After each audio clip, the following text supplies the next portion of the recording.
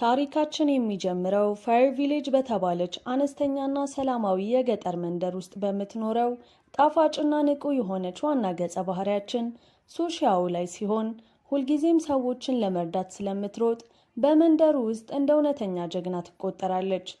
ቆይ ከዛ በፊት አሁን ላይ 0 ሰብስክራይበር ነው ያለን። እቅዳችን በዚህ 90 ቀን ውስጥ 100,000 ሰብስክራይበር ለመግባት ነው። አንችልም? እንችላለን። ሰብስክራይብ አድርጉ።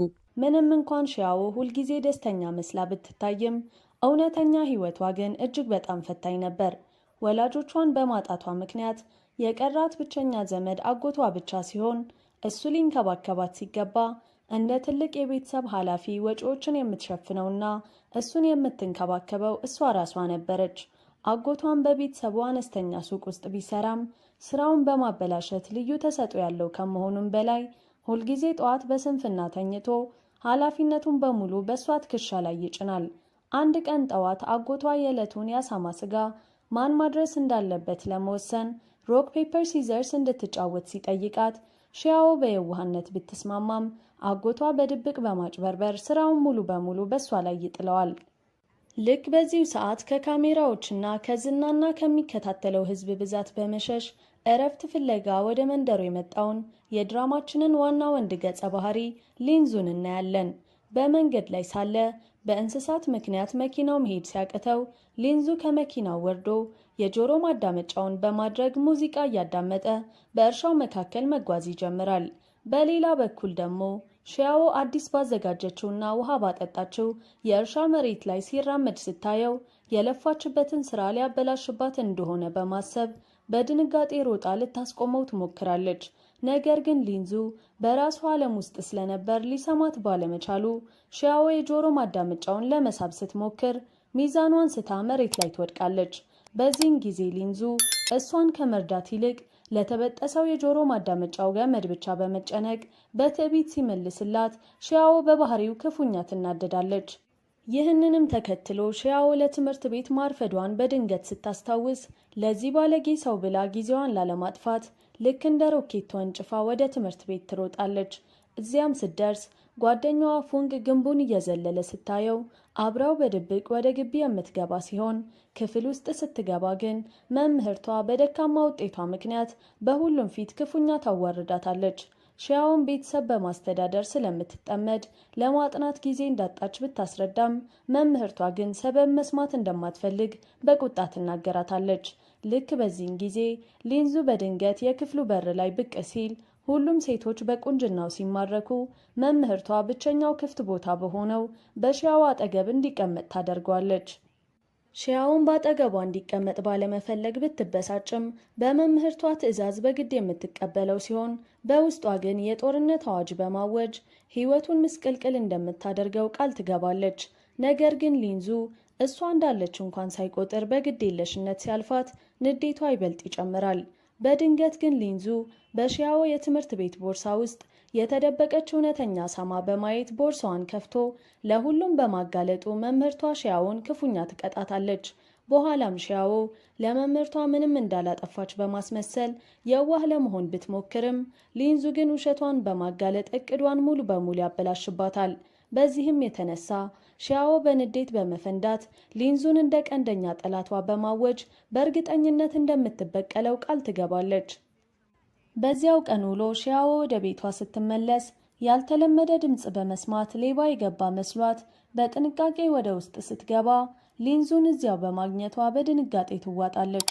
ወዲያውኑም አጎቷ ብቅ በማለት ሊንዙ የታችኛውን ክፍል እንደተከራየ ሲነግራት የሺያዎ ልብ ክፉኛ ይደነግጣል።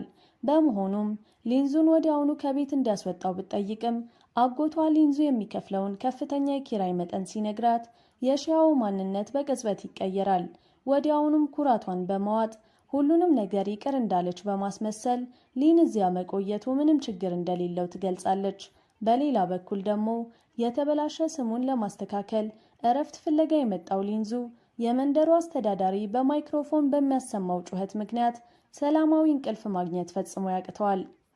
በማግስቱ ጠዋት ሺያዎ እሱ እዚያ መኖሩን እየረሳች በተደጋጋሚ በመጮህ መንደሩን ስታዝናና አጎቷ ግን እንደ አንድ ደስተኛ ቤተሰብ ለሊንዙ ምግብ እንድታቀርብለት ያስገድዳታል።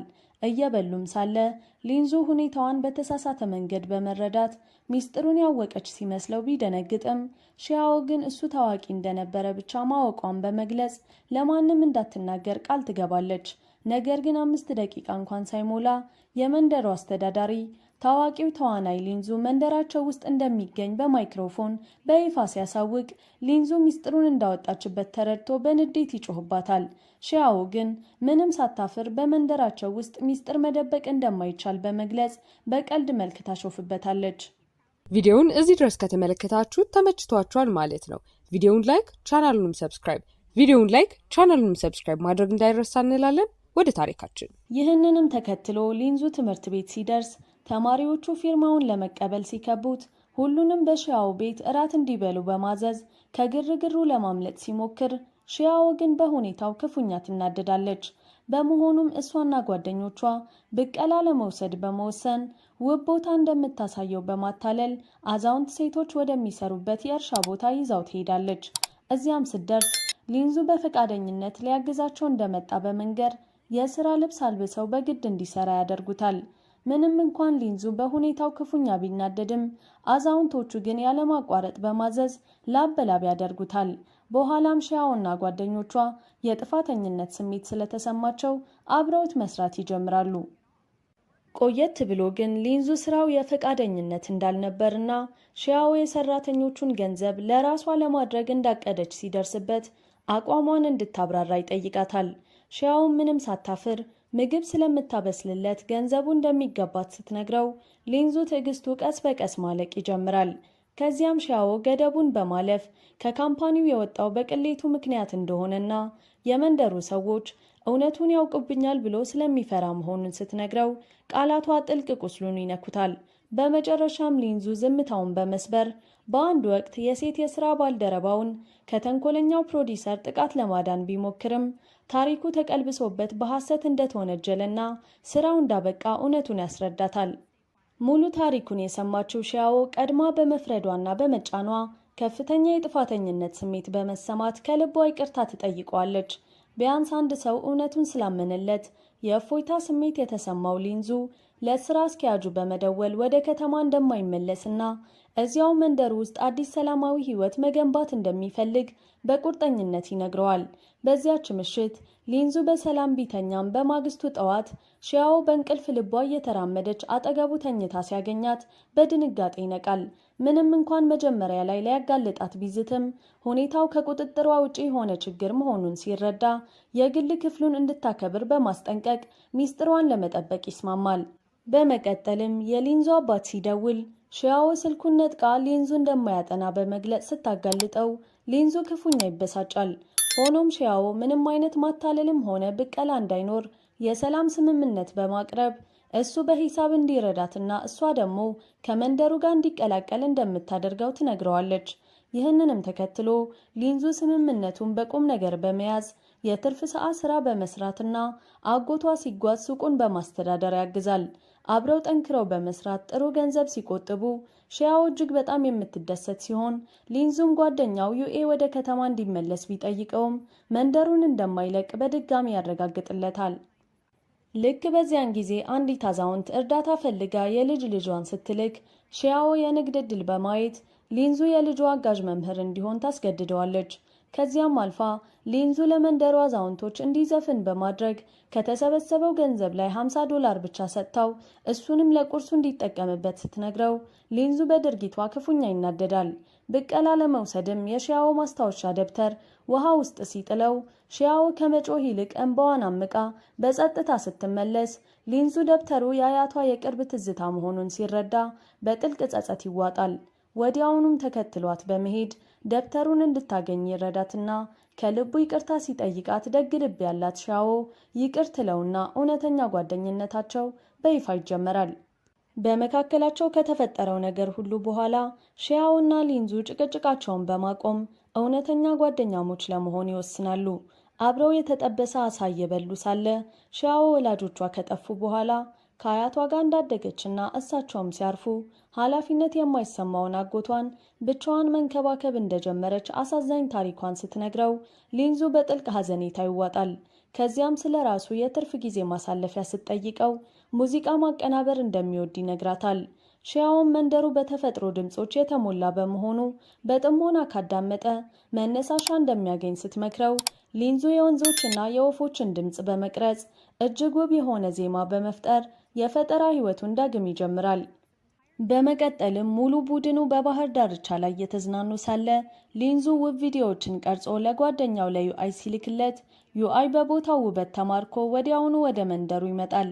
በዚያን ጊዜ ሺያዎ በአሸዋ ላይ እየተጫወተች ሳለ ታዋቂውን ተዋናይ ዩአይን ስታየው በከፍተኛ ደስታ በመፈንዳት ትልቅ አድናቂው መሆኗን ትገልጻለች። ዩአይም ይህንን አድናቆት በመጠቀም ሺያዎ ልክ እንደ ንጉሥ እንድትንከባከበው ሲያደርግ ሊንዙ ቀስ በቀስ የቅናት ስሜት ይሰማው ይጀምራል። ሺያዎ ሙሉ ትኩረቷን ዩአይ ላይ ስታደርግና በቪዲዮ ላይ ለመታየት ስትፈልግ ሊንዙ ጣልቃ በመግባት ራሱ ቪዲዮ በመቅረጽ ዩአይን ከሺያዎ ያርቀዋል። በዚያች ምሽት ዩአይ ከሊንዙ ጋር በግል ሲነጋገር ሊንዙ ወደ ከተማ የመመለስ ምንም አይነት ሐሳብ እንደሌለው በቁም ነገር ይነግረዋል።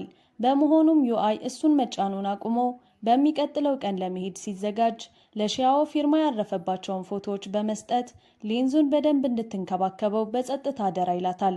ምንም እንኳን ሊንዙ ጠንካራ ቢመስልም በውስጡ በስሜት የተሰበረ መሆኑን ሲነግራት ሺያዎ መጀመሪያ ላይ ባትረዳውም በኋላ ላይ ግን የሊንዙን ኮምፒውተር ስትከፍተው የጭንቀትና የሐዘን መድኃኒቶችን ሲፈልግ አይታ ክፉኛ ትደነግጣለች። የሐዘን ግምገማ ፈተናን በሱ ቦታ ሆና ስትሞላው ውጤቱ አስደንጋጭ ሆኖ ስታገኘው ሊንዙ ራሱን ሊያጠፋ ይችላል ብላ በከፍተኛ ፍርሃት ትዋጣለች። ከዚያን ጊዜ ጀምሮ ሺያዎ ሊንዙን ከበፊቱ በበለጠ ሁኔታ በለዘበ መንገድ መንከባከብና ምግብ ማምጣት ትጀምራለች። ሁኔታውን ለጓደኞቿ ስትነግራቸው ሙሉ ቡድኑ እሱን ለማስደሰት በማሰብ ትምህርት ቤት ውስጥ ስጦታዎችና አበረታች መልእክቶችን ያዘጋጁለታል። ነገር ግን ሊንዙ እነዚህን ነገሮች እንደማይፈልግና ብቻውን መሆን እንደሚፈልግ በቀዝቃዛ ድምፅ ሲናገር ሺያዎ የስሜት ቀውሱ እጅግ የከፋ ነው ብላ በማመን ለአጎቷ ደውላ አደጋ ላይ መሆኑን ትነግረዋለች። ጊዜ እያለፈ ሲሄድም ሊንዙ እያመሸ መምጣቱ የሺያዎን ጭንቀት ይበልጥ እንዲጨምር ያደርገዋል። አንድ ቀን ሊንዙ ለብቻው ጊዜ ለማሳለፍ ወደ ጣሪያው መውጣቱን ስትሰማ ሺያዎ ራሱን ሊያጠፋ ነው ብላ በማሰብ ሕይወቱን ለማዳን በፍጥነት ትሮጣለች። እዚያም ስትደርስ በአጋጣሚ ስልኳን ስትጥለው ሊንዙ የጭንቀት ፈተናውን አይቶ ሺያዎ በእውነት በስሜት እንደተሰበረ አምና እንደነበር ይገነዘባል። ወዲያውኑ እውነቱን ከመናገር ይልቅ ሁኔታውን በመጠቀም ልክ እንደ ንጉሥ እንድትንከባከበው ሲል የደከመውና የተዳከመ በማስመሰል ሺያዎን የግል ረዳቱ ያደርጋታል። ፉንግና ኒያንም የ24 ሰዓት ጠባቂዎቹ በመሆን እስከ ክፍሉ ድረስ አብረውት መተኛት ሲጀምሩ ሊንዙ በሚሰጠው ከመጠን ያለፈ ትኩረት ክፉኛ መታፈን ይጀምራል። በመጨረሻም ሊንዙ ትንሽ ሰላምና ጸጥታ ፈልጎ በድብቅ ሌሊት በእግሩ ለመጓዝ ሲወጣ ሺያዎ እንደጠፋ አይታ በከፍተኛ የድንጋጤ ስሜት ውስጥ ትወድቃለች። ወዲያውኑ ፉንግና ኒያንን ቀስቅሳ የመንደሩ ማይክሮፎን በመጠቀም የነፍስ አድን ዘመቻ ስታውጅ መላው የመንደሩ ሕዝብ ሊንዙን ከቦ በከፍተኛ ሁከት እየጎተተ ወደ ቤት ይመልሰዋል። ሊንዙም ራሱን ለመጉዳት አስቦ እንደማያውቅና ሰላም ፈልጎ እንደነበር በቁጣ ሲያስረዳ ሺያዎ የጥፋተኝነት ስሜት ተሰምቷት በቅንነት ይቅርታ ትጠይቀዋለች። ሊንዙም ይቅር ቢላትም ከተፈጠረው ነገር ሁሉ በኋላ መንደሩን ለቆ እንደሚሄድ ሲነግራት ሺያዎ በከፍተኛ ሐዘን ትዋጣለች። በዚያው ምሽት ሊንዙ ለማሰብ ብቻውን ወደ ጣሪያው ሲወጣ የሺያዎ አጎት ብቅ ብሎ ሺያዎ ያንን ሁሉ ያደረገችው ከልቧ ስለወደደችውና ስለተጨነቀችለት መሆኑን በማስረዳት ውሳኔውን በጥንቃቄ እንዲያስብበት ይመክረዋል። በማግስቱ ጠዋት ሺያዎ በመንደሩ ማይክሮፎን አማካኝነት በሁሉም ፊት በይፋ ይቅርታ በመጠየቅ ለመቆየት ከወሰነ ዳግመኛ በሕይወቱ ጣልቃ እንደማትገባ ቃል ትገባለች። ከልብ የሆነ ይቅርታዋ ሊንዙን በጥልቅ ስለነካው ሐሳቡን ቀይሮ የትምህርት ቤት ፈተናዎች እስኪያልፉ ድረስ በመንደሩ ለመቆየት ይወስናል። ከዚያን ጊዜ ጀምሮ ሊንዙ የኃላፊነት ስሜት እየተሰማው ሙዚቃ በማቀናበርና ለዘፈኑ ክፍያ በማግኘት ስኬታማ ሲሆን ሺያዎን ወደ ከተማ አብራው እንድትሄድ ይጋብዛታል። ይሁን እንጂ ሺያዎ ከተማ የሚለውን ቃል ስትሰማ በከፍተኛ ፍርሃት እምቢ ትላለች። ሊንዙም ምክንያቱን ሲያጣራ ሺያዎ ከዚህ ቀደም ከአያቷና ከወላጆቿ ጋር ከተማ በሄደችበት ጊዜ እነሱ ባለመመለሳቸው ምክንያት ከተማዋን እንደ ሞት መንስኤ አድርጋ እንደምትፈራት ይገነዘባል። ይህንን አሳዛኝ ታሪክ የሰማው ሊንዙ የሺያውን የስነ ልቦና ጉዳት ለመፈወስ በመቁረጥ ከአጎቷ ጋር በድብቅ ያሴራል።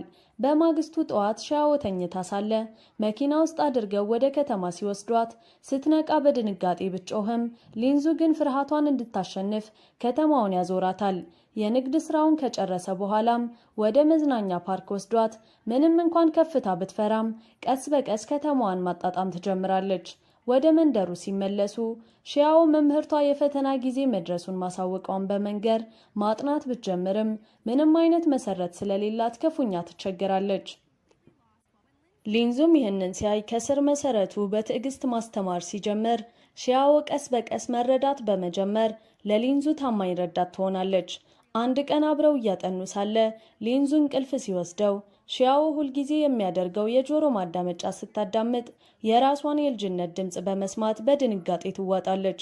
በድምፅ ውስጥ ትንሿ ሺያዎ የልጅነት ጓደኛዋ ለሻል ስታድግ እንደምታገባው ቃል እየገባችለት ሲሆን ሊንዙና ሻል አንድ ሰው መሆናቸውን በዚህ ጊዜ ትገነዘባለች። ይህንንም ሁሉ ጊዜ ሚስጥሩን ደብቆ እንደነበር ስታውቅ ሊንዙ ከእንቅልፉ ሲነቃ በከፍተኛ ሀፍረትና ድንጋጤ እርስ በርስ ይሸሻሉ። ሺያዎ ወዲያውኑ ለጓደኛዋ ጂን ደውላ ሁሉንም ነገር ስትነግራት ጂን አሁንም ሊንዙን እንደምትወደው በመግለጽ ስሜቷን እንድትነግረው ትመክራታለች። ሺያዎን በሚቀጥለው ፈተና ጥሩ ውጤት ካመጣች ስሜቷን ለመናገር ቃል በመግባት በከፍተኛ ቁርጠኝነት ማጥናት ትጀምራለች። የአጋማሽ ዓመት እረፍት ሲደርስ ዩአይ እና ዩጂ የተባለችው አድናቂ ወደ መንደሩ ሲመጡ ድባቡ ወዲያውኑ ይቀየራል። ዩአይ ከሺያዎ ጋር ማሳለፍ ሲጀምር ዩጂ ወደ ሊንዙ ለመቅረብ ብትሞክርም ሊንዙ ግን በርቀት ይገፋታል። ከዚያም ቡድኑ አፈታሪካዊውን ቤት ለመጎብኘት ሲሄድ ሊንዙና ሺያዎ አብረው በመመደብ በፍርሃትና በሳቅ የተሞላ የፍቅር ጊዜ ያሳልፋሉ። በዚያች ምሽት ሺያዎ ወደ ቤቷ ስትመለስ መምህርቷ አጎቷን እንደምትወደው ስትነግራት በድንጋጤ ትዋጣለች። ሺያዎም ሁለቱን ለማጣመር አገናኝ ለመሆን ስትሞክር ሁኔታው ወደሚያስቅ ሁከት ይቀየራል። በዚህ መሃል ዩአይ ሊንዙን ለብቻው ወስዶ አንድ ትልቅ የመዝናኛ ፕሮግራም እንዲቀላቀልና እውነተኛ ዘፋኝ እንዲሆን ሲጋብዘው ሊንዙ በህይወት ዘመን ህልሙና በሺያዎ መካከል ከባድ የሐሳብ ግጭት ውስጥ ይወድቃል። በማግስቱ ዩጂ ይህንን እድል እንዲጠቀምበት ስትመክረውና እንደምትወደው ስትነግረው ሊንዙ ልቡ የሺያዎ መሆኑን በግልጽ ያስረዳታል። ዩጂን በበሰለ መንገድ በመቀበል ከመሄዷ በፊት ሺያዎን በቅርቧ የሚወዳት ሰው እንዳለ ሚስጥር ትነግራታለች። ቡድኑ ወደ ቤት ሲመለስ የመንደሩ አስተዳዳሪ የሺያዎን አጎት የተበደረውን ገንዘብ እንዲመልስ ወይም ሱቁን እንዲሸጥ ሲጠይቀው ሌላ የስሜት ቀውስ ይፈጠራል። ሺያዎ ይህንን ስትሰማ የአያቷን ሱቅ ላለማጣት በመወሰን አጎቷን ከቤት ታባርረዋለች። አጎቷን ቤት አልባ ሆኖ ሲንከራተት ኪም የተባለች አዛውንት በድብቅ ስታስጠልለውና ሲሰክር ሊንዙ በድብቅ ወደ ቤት ያስገባዋል። ነገር ግን ሺያዎ በማግስቱ አውቃ ዕቃውን አውጥታ በመጣል እሷ ራሷ ሱቅ ውስጥ መተኛት ትጀምራለች።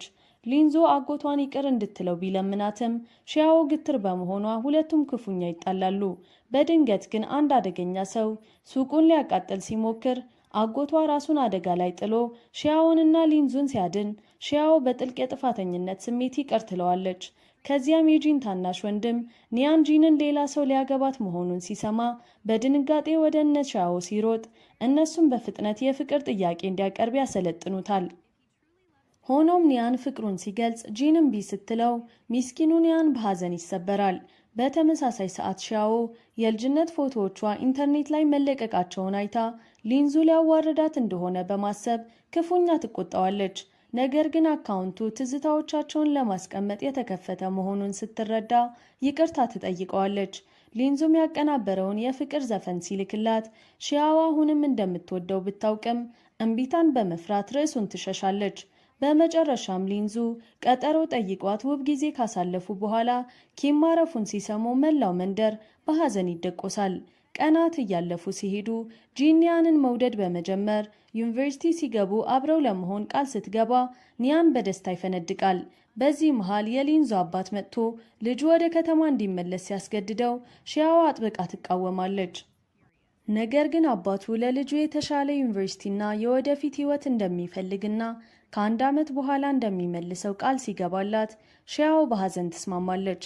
በማግስቱ ሊንዙ እንደሄደ በማስመሰል ሺያዎን ቢያስደነግጣትም በመጨረሻ ወራት ላይ ጓደኞቹ ሺያውን እንዲንከባከቡ አደራ በማለት በእውነት እንደሚወዳት ነግሯት ይሄዳል። ሺያውም ጠንክራ በማጥናት ዩኒቨርሲቲ እስክትገባ ድረስ እሱን ለመጠበቅ ቃል ትገባለች። የፈተናው ወቅት አልፎ የምረቃው ቀን ሲደርስ ቡድኑ በጥሩ ውጤት ዩኒቨርሲቲ ሲቀላቀል ኒየንም ለጂን በድጋሚ ጥያቄ አቅርቦ ትቀበለዋለች። ማታ ላይ ትምህርት ቤት ውስጥ እየተጫወቱ ሳለ ሺያዎ በአንደኛው ክፍል ውስጥ ብርሃን አይታ ስትገባ የሁለቱም ፎቶዎችና አዘጋጅቶ የሚጠብቃትን ሊንዙን ታገኘዋለች። ሊንዙም አባቱ ባዘዘው መሰረት ትምህርቱን አጠናቆ ወደ እሷ መመለሱንና ዳግም እንደማይለያት ቃል ሲገባላት ጓደኞቻቸው በሙሉ በደስታ ሲያከብሩ ታሪኩ በሚያምር ሁኔታ ይጠናቀቃል።